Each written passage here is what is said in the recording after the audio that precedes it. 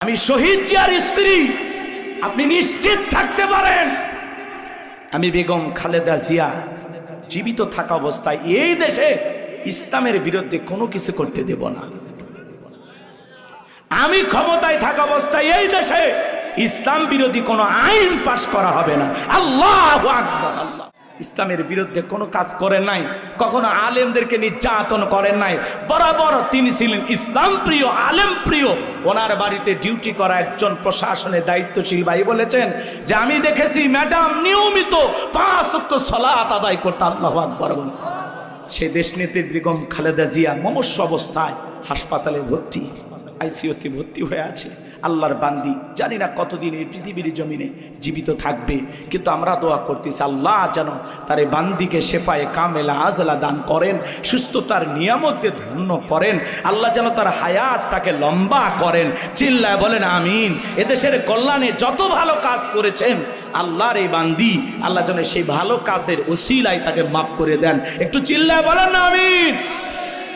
আল্লামা সাইদি হুজুরকে মহাব্বত করে বলতেন, হুজুর আমি শহীদ জিয়ার স্ত্রী, আপনি নিশ্চিত থাকতে পারেন আমি বেগম খালেদা জিয়া জীবিত থাকা অবস্থায় এই দেশে ইসলামের বিরুদ্ধে কোনো কিছু করতে দেব না। আমি ক্ষমতায় থাকা অবস্থায় এই দেশে ইসলাম বিরোধী কোনো আইন পাশ করা হবে না। আল্লাহু আকবার। আল্লাহ এদেশে ইসলামী বিশ্ববিদ্যালয় করার জন্য সর্বপ্রথম যখন ম্যাডামের কাছে সাইদি হুজুর ফাইল নিয়ে গেছেন, দেরি করেন নাই, মুহূর্তের মধ্যে ফাইলে স্বাক্ষর দিয়ে দিয়েছেন। আল্লাহু আকবার বলেন। এত আলেমদেরকে মহব্বত করতে ভালোবাসতেন। সারা দেশের মানুষ তার জন্য চোখের পানি ছেড়ে দিয়া দোয়া করতেছেন, কান্না করতেছেন। কেমন প্রধানমন্ত্রী ছিলেন, দল মত নির্বিশেষে, কি কওমি, কি আলিয়া, কি মসজিদের হুজুর, কি মাদ্রাসার হুজুর, কি সাধারণ মানুষ, একজন রিক্সা চালক পর্যন্ত দোয়া করতেছে। কথা বলেন না কেন? রাস্তার একজন ভিক্ষুক সেও দোয়া করতেছে যে আল্লাহ সাবেক প্রধানমন্ত্রী বেগম খালেদা জিয়াকে সুস্থতা দান করো, আল্লাহ তার হায়াতকে লম্বা করো, আল্লাহ তাকে সুস্থতার নিয়ামতে ধন্য করো। আল্লাহ তুমি ডাক্তারের ডাক্তার, আল্লাহ তুমি তোমার বান্দিকে সুস্থ করে দাও। চিৎকার মেরে বলুন আমিন। প্রধানমন্ত্রী তো দুইজনই, সেও নারী এও নারী, কিন্তু একজন নারীর জন্য মানুষ দোয়া করে যে আল্লাহ বেগম খালেদা জিয়া অসুস্থ, সুস্থ করে দেন। আর একজন পালায় গেছে, মানুষ তার ফাঁসি দেখার জন্য অপেক্ষায় বসে আছে। কারোর জন্য দোয়া, কারোর জন্য বড় দোয়া। কথা বলে না কেন? এই দোয়া আসে অন্তর থেকে। ভালো কিছু করবেন। উনি বরাবর যে কয়বার ক্ষমতায় আসছেন কখনো আলেমদের উপরে নির্যাতন করেননি, কোনো হুজুরকে ধরে জেলখানায় বন্দি করেননি। কথা বলেন না কেন? উনি যা করেছেন ইসলামের কল্যাণে করেছেন, ভালো কাজ করেছেন। আমরা তার জন্য দোয়া করি। বিশেষ করে এই মুহূর্তে তার কলিজার টুকরা সন্তান জনাব তারেক রহমান, বিএনপির ভারপ্রাপ্ত চেয়ারম্যান, সে ছটফট করতেছে মাকে এক নজর দেখার জন্য, মায়ের কাছে আসার জন্য। আমরা যতটুকু জানতে পারলাম, আমাদের আইন উপদেষ্টা আসিফ নজরুল তিনি বলেছেন যে জনাব তারেক রহমানের দেশে আসতে কোনো আইনি বাধা নাই, সে যখন তখন দেশে আসতে পারে। এবং পররাষ্ট্র উপদেষ্টা যিনি, তিনি বলেছেন যে উনি যদি চান আমরা একদিনের মধ্যে তাকে দেশে আনার যত ধরনের প্রসেসিং দরকার আমরা সব করব।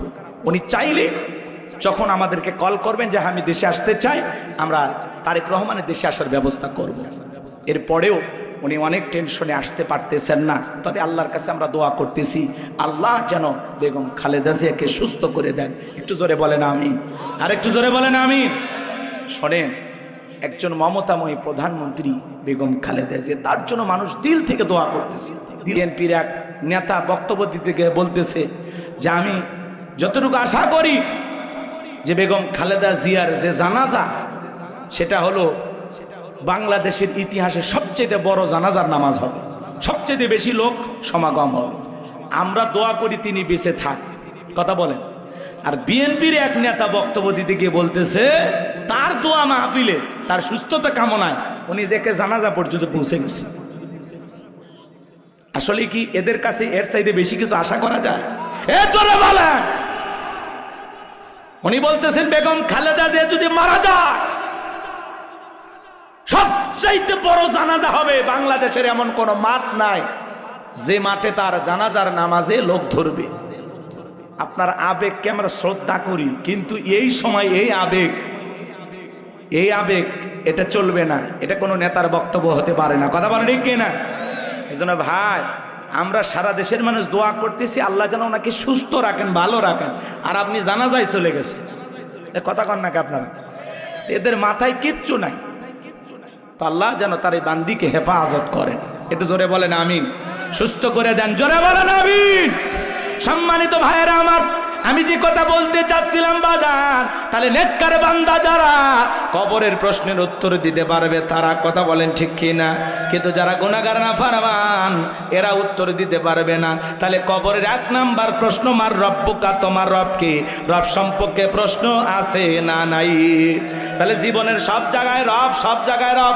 এই জন্য আল্লাহ রাব্বুল আলামিন বলেন, ইন্নাল্লাযীনা ক্বালু রাব্বুনাল্লাহ, নিশ্চয়ই যারা বলে আমাদের রব আল্লাহ, বলেন তো আমাদের রব কে? এই পৃথিবীর জমিনে অনেক মানুষকে আল্লাহ জিরো থেকে হিরো বানায়, ক্ষমতার চেয়ারে বসায়। এ ভাই, মাহফিল কি শেষ হয়েছে? আচ্ছা, এর আগে যে আপনাদেরকে সময় দিলাম, এরকম অস্থির কি আপনার?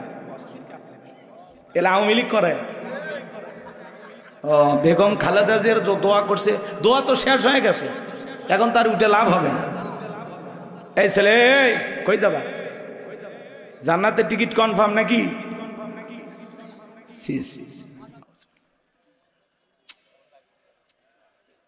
শোনেন, আমি বুঝতে পারছি তো কষ্ট হচ্ছে আপনাদের, যত দ্রুত পারি শেষ করি, দোয়া করি নাকি বলেন? শুনবেন কিছু সময়, কবরের ওয়াজ শুনেও ওঠেন। একটা দেশের প্রধানমন্ত্রীর জন্য দোয়া করলে উঠতেছেন, তাহলে আপনারা কি রাগ করতেছেন যে হুজুর কেন দোয়া করলেন, এরকম ভাবতেছেন? আচ্ছা, এটা আপনাদের কাছে ভালো না লাগলে আমাদের কাছে ভালো লাগে, কারণ উনি আলেমদেরকে মহাব্বত করতেন। এই জায়গার থেকে আমরা তার জন্য অন্তর থেকে দোয়া করছি। কথা ক্লিয়ার? কথা বোঝেন না কেন? এই জন্য দোয়া করছি। এখন আমি আপনাদের উদ্দেশ্যে কিছু কথা বলতে চাই, যদি আপনাদের অনুমতি পাই। বলবো? এই পৃথিবীর জমিনে অনেক মানুষকে আল্লাহ ক্ষমতা দান করছেন, জিরো থেকে হিরো বানাইছেন। কথা কি বুঝাইতে পারলাম?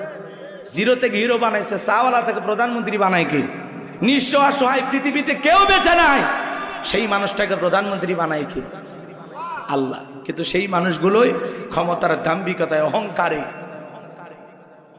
নিজেকে এমন এক জায়গায় নিয়ে যায়, মনে হয় পৃথিবীতে তার চাইতে বড় আর কেউ নাই। এই পৃথিবীর জমিনে একজনকে আল্লাহ জিরো থেকে হিরো বানাইছিল, এর নাম ছিল কাবুস। বলখিয়া বলা হতো। কিপ্টিদের তরফ থেকে নাম ছিল রামশিস। মিশরের বাদশাহ হওয়ার পর উপাধি নাম হলো ফেরাউন। এ ছিল একটা ভবঘুরের যুবক, এলাকায় কোনো কাজকর্ম নাই। ভবঘুরের যুবক মানে বোঝেন না? কিছু ছেলে পেলে দেখবেন এলাকায় কোনো কাজ কাম নাই, গাছত ধাক্কা মেরে কয় ভাইজান সাইড দেন, আছে না? মদ গাজা ইয়াবা ফেন্সিডিল খাইয়া বাড়ির যায়, দরজায় নক করে।